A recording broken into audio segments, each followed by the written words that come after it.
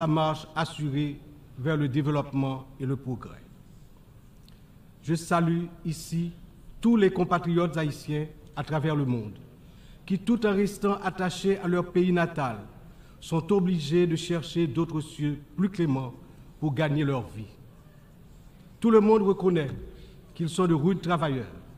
Je veux leur dire, partout où ils se trouvent, que le Conseil présidentiel de transition et le gouvernement pensent à eux en attendant que les conditions soient réunies pour qu'ils reviennent au bercail.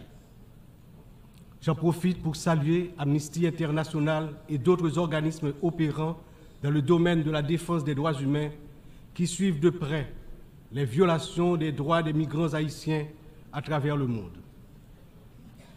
Je me permets, au nom du peuple haïtien, de saluer fraternellement tous les amis d'Haïti qui ont fait preuve de solidarité envers les migrants de notre pays, en particulier ceux résidant à Springfield dans l'Ohio aux États-Unis. La longue histoire d'amitié et de solidarité réciproque entre nos deux nations, depuis notre participation à la bataille de Savannah en 1779, nous permet de dire avec confiance que le peuple américain rejette toute incitation à la haine contre notre communauté. La participation active des immigrés haïtiens à différents niveaux de la vie des États-Unis est tangible et significative. À cet égard, les passions qui émergent naturellement lors d'une campagne électorale ne devraient en aucun cas servir de prétexte à la xénophobie ou au racisme dans un pays tel que les États-Unis, une nation forgée par des immigrants de toutes origines et qui s'est érigée en modèle de démocratie à l'échelle mondiale. Excellent. Monsieur le Président, Excellences, Mesdames et Messieurs, le thème de cette 79e Assemblée générale, ne laisser personne de côté, agir ensemble pour la paix, le développement durable et la dignité humaine des générations présentes et futures, résonne profondément avec les défis majeurs auxquels le monde est confronté aujourd'hui. Ce thème est un appel urgent à l'unité et à la coopération internationale dans un contexte où les inégalités, les conflits et la crise climatique exacerbent la vulnérabilité de millions de personnes à travers le globe. Alors que de nombreuses nations peinent à atteindre les objectifs de développement durable, il est plus que jamais nécessaire de garantir que toutes les voix, en particulier celles des plus marginalisées, soient incluses dans les processus de décision mondiaux. Cette thématique revêt également une importance capitale dans le contexte de la crise actuelle en Haïti. Il incarne l'essence même de notre lutte pour restaurer la paix et la stabilité, tout en assurant que chaque citoyen haïtien, chaque citoyenne puisse jouir de ses droits fondamentaux. Agir ensemble, comme le souligne le thème, est essentiel pour Haïti, car notre redressement ne peut se faire pleinement sans cette solidarité internationale. Monsieur le Président, Excellences, Mesdames et Messieurs, aujourd'hui, notre monde est confronté à des défis d'une ampleur sans précédent, des défis qui préoccupent profondément l'ensemble de la communauté internationale. Les Nations Unies, dans leur mission historique de promouvoir la paix, la sécurité et le développement durable, se retrouvent en première ligne face à des crises qui menacent non seulement des nations isolées, mais l'ensemble de l'humanité. Le changement climatique est sans doute l'un des plus grands périls de notre époque. D'après les données récentes du groupe d'experts intergouvernemental sur l'évolution du climat, la température mondiale a déjà augmenté d'environ 1,1 degré centigrade depuis l'ère pré-industrielle. Cette élévation a provoqué une intensification des phénomènes climatiques extrêmes tels que les ouragans, les sécheresses, les inondations, des catastrophes qui affectent particulièrement les nations les plus vulnérables comme Haïti. En 2023, le Programme des Nations Unies pour le développement a estimé que plus de 100 millions de personnes supplémentaires risquent de basculer dans la pauvreté d'ici à 2030 en raison des effets du changement climatique. Pour Haïti, qui fait partie des pays les moins émetteurs de gaz à effet de serre, mais qui ont subi les impacts les plus dévastateurs, cette crise mondiale exacerbe nos difficultés à garantir la sécurité alimentaire, l'accès à l'eau potable et la stabilité économique. Les conflits armés continuent également de semer la destruction et de ravager des vies humaines. Selon le Haut Commissariat des Nations Unies pour les réfugiés, le nombre de personnes déplacées de force a atteint 110 millions en 2023, un chiffre qui n'a jamais été aussi élevé dans l'histoire de l'humanité. Que ce soit en Syrie, en Ukraine ou dans la région du Sahel, ces conflits prolongés exacerbent la pauvreté, détruisent des infrastructures vitales et entraînent des flux massifs de réfugiés. Le monde ne peut rester inactif alors que des millions d'hommes, de femmes et d'enfants fuient les violences en quête de sécurité et de dignité. L'engagement de la communauté internationale est plus que jamais nécessaire pour trouver des solutions diplomatiques et promouvoir des initiatives de consolidation de la paix. Un autre défi majeur concerne les inégalités économiques qui continuent de se creuser. Selon le rapport sur le développement humain 2023 du PNUD, près de 1,2 milliard de personnes vivent encore dans la pauvreté multidimensionnelle, c'est-à-dire qu'elles manquent d'accès à des services essentiels tels que la santé, l'éducation et des conditions de vie décentes. La pandémie de Covid-19 a amplifié ces inégalités, poussant des millions de personnes supplémentaires dans la pauvreté. Pour des nations comme Haïti, l'impact a été dévastateur. Avec un taux de pauvreté des plus élevés, le pays fait face à des défis structurels profonds. Mais ces inégalités ne sont pas seulement un problème haïtien, elles sont un problème mondial qui requiert des réformes économiques globales. En outre, les défis liés à l'insécurité alimentaire se sont intensifiés ces dernières années. Selon l'Organisation des Nations Unies pour l'alimentation et l'agriculture, plus de 735 millions de personnes dans le monde ont souffert de la faim en 2022, une augmentation alarmante qui reflète les perturbations causées par les conflits, les crises économiques et le changement climatique. Haïti, malheureusement, ne fait pas exception.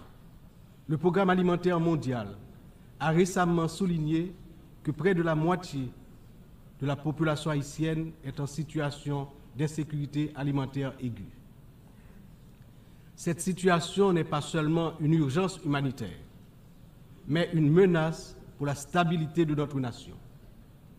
Nous devons travailler ensemble pour renforcer les systèmes agricoles, garantir un accès équitable aux ressources alimentaires et lutter contre la faim de manière concertée et durable. Enfin, les progrès technologiques apportent de nouvelles opportunités, mais également de nouvelles menaces. L'accélération du développement de l'intelligence artificielle, la prolifération des cyberattaques, la désinformation mettent en danger la stabilité des démocraties à travers le monde. Le rapport de l'Union internationale des télécommunications montre que la fracture numérique reste un défi majeur avec près de 2,7 milliards de personnes n'ayant toujours pas accès à Internet en 2023. Haïti étant l'un des pays les moins connectés, doit impérativement bénéficier de soutien pour combler cette fracture numérique et participer pleinement à l'économie mondiale du XXIe siècle. Cette année, Haïti réaffirme son engagement en faveur de la préservation de notre patrimoine commun, les océans. C'est pourquoi j'annonce aujourd'hui avec fierté que Haïti signera l'accord sur la biodiversité marine au-delà des juridictions nationales, adopté le 19 juin 2023 et ouvert à la signature depuis le 20 septembre 2023. Cet accord est un outil crucial pour garantir la protection de la biodiversité marine, promouvoir une exploitation durable des ressources marines et renforcer la résilience des États insulaires comme le nôtre face aux défis du changement climatique. Haïti est déterminé à collaborer avec la communauté internationale pour s'assurer que que cet accord profite à toute l'humanité, tout en contribuant à la protection des écosystèmes marins dont nous dépendons tous.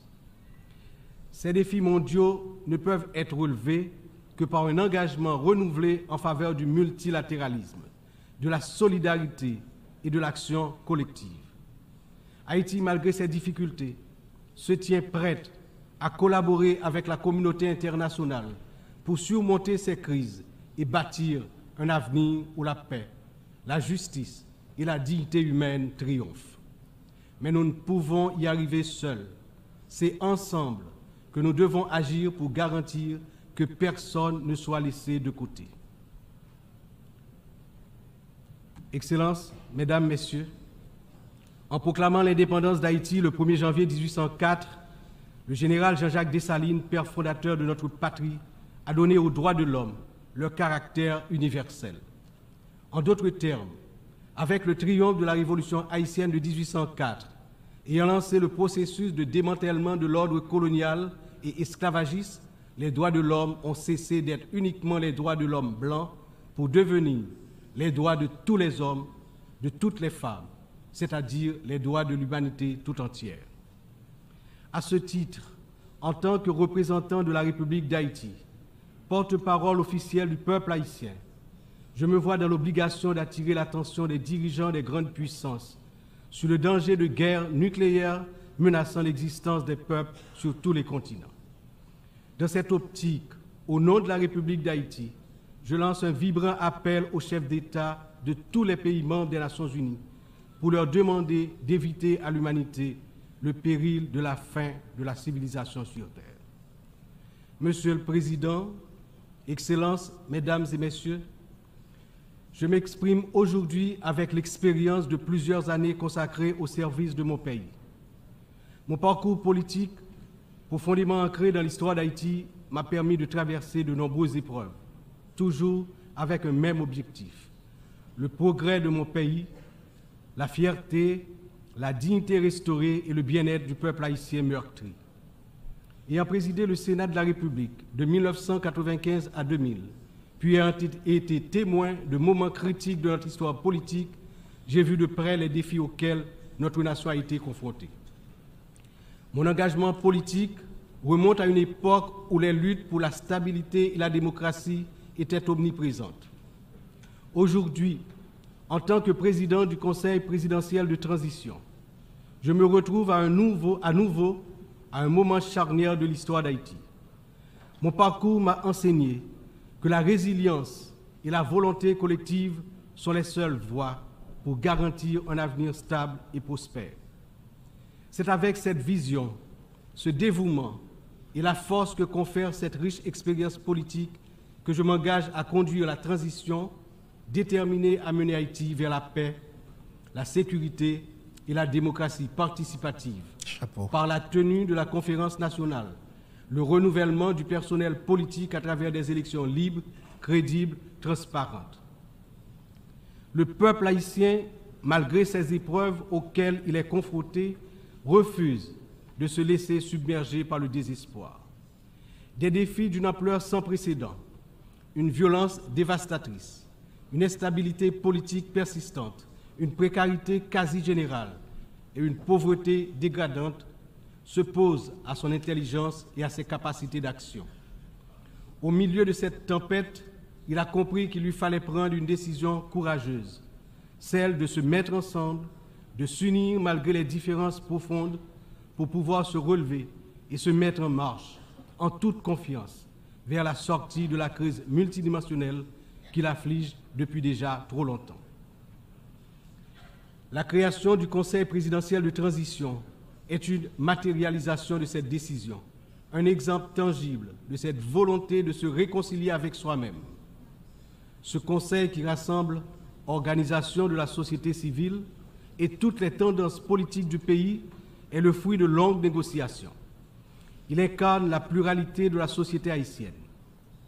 Sa feuille de route est claire: restaurer la sécurité publique, organiser des élections libres, transparentes à la fin de l'année 2025, rétablir la confiance dans les institutions de l'État. Pour y parvenir, nous, responsables au plus haut niveau de l'État, savons que nous aurons besoin du soutien de la communauté internationale. Mais d'abord, nous devons compter sur nous-mêmes, sur notre résilience, notre capacité à surmonter les divisions internes. Il est important de souligner que la résolution des problèmes d'Haïti repose avant tout sur les épaules du peuple haïtien. Il est de notre devoir, en tant que nation souveraine, de prendre en main notre destin, de surmonter les divisions et de construire ensemble un avenir de paix et de prospérité. Cependant, cette responsabilité n'incombe pas seulement à nous. La communauté internationale, les Nations unies, les puissances étrangères qui ont souvent joué un rôle décisif dans l'histoire d'Haïti ont également une part essentielle dans ce processus de restauration de la paix, de redressement économique, de renouvellement institutionnel et d'établissement d'un État de droit. En ce sens, l'échec d'Haïti à se relever n'est pas seulement celui d'une nation. Il traduit un échec collectif, une incapacité mondiale à respecter pleinement les principes de solidarité, de justice et de coopération internationale. C'est ensemble, avec une responsabilité partagée et un engagement renouvelé, que nous pourrons transformer cette crise en opportunité et tracer une voie durable vers la paix. Aujourd'hui, Haïti fait face à une crise sécuritaire d'une gravité sans précédent. La montée en puissance des gangs armés, la violence généralisée, l'instabilité politique ont plongé la nation dans un état de vulnérabilité extrême. Les citoyens vivent dans la peur, incapables de circuler librement partout sur le territoire national, d'aller travailler ou d'envoyer leurs enfants à l'école sans risque, notamment dans la région métropole de Port-au-Prince, la capitale. Cette situation affecte tous les aspects de la société haïtienne, fragilise les institutions, paralyse l'économie, mine l'espoir de lendemain meilleur. L'avenir du pays est menacé. 50% de l'effectif des gangs de la région de la capitale sont constitués d'enfants et d'adolescents, filles et garçons. Ils servent souvent de chair à canon lors des opérations contre les forces de l'ordre. Ils sont l'objet de graves violences de toutes sortes, y compris des violences sexuelles. Ces abus et violences exercés contre des enfants et des adolescents doivent être considérés comme un crime contre l'humanité, compte tenu de leurs conséquences sur les générations à venir. Le rétablissement de la sécurité nationale est une priorité absolue pour les autorités haïtiennes. Elles sont pleinement engagées à mettre fin à cette spirale de violence et à restaurer l'ordre afin de garantir à chaque citoyen, à chaque citoyenne, le droit fondamental à la sécurité. Elles sont conscientes que la paix et la stabilité sont les fondements indispensables pour permettre à Haïti de se redresser, de rétablir la confiance dans ses institutions, d'assurer le développement socio-économique du peuple. Dans cette optique, la décision du Conseil de sécurité d'autoriser le déploiement de la mission multinationale d'appui à la sécurité à travers la résolution 2699 a été une réponse directe aux appels du peuple haïtien. Cette mission, bien que n'étant pas une force onusienne classique, incarne l'engagement de la communauté internationale à soutenir Haïti dans sa lutte contre l'insécurité. J'exprime, au nom du peuple haïtien, ma profonde gratitude aux États contributeurs, notamment au Kenya, pour avoir accepté d'assumer le leadership de la mission, ainsi qu'à tous les pays qui ont apporté leur soutien. Les forces de sécurité nationale, avec l'appui de la mission, ont déjà montré des résultats tangibles sur le terrain permettant à la population de retrouver progressivement une certaine normalité. Beaucoup, néanmoins, reste encore à faire. Haïti a accueilli plusieurs missions des Nations Unies au cours des 3 dernières décennies, notamment la MINUSTAH. Si certaines de ces missions ont contribué à stabiliser temporairement le pays, elles ont également laissé un héritage lourd de conséquences. Des allégations de violations graves des droits humains, y compris des abus sexuels, ont ébranlé la confiance du peuple haïtien. L'absence de poursuite et de réparation pour les victimes a renforcé un sentiment d'impunité, minant ainsi les efforts de reconstruction. Il n'est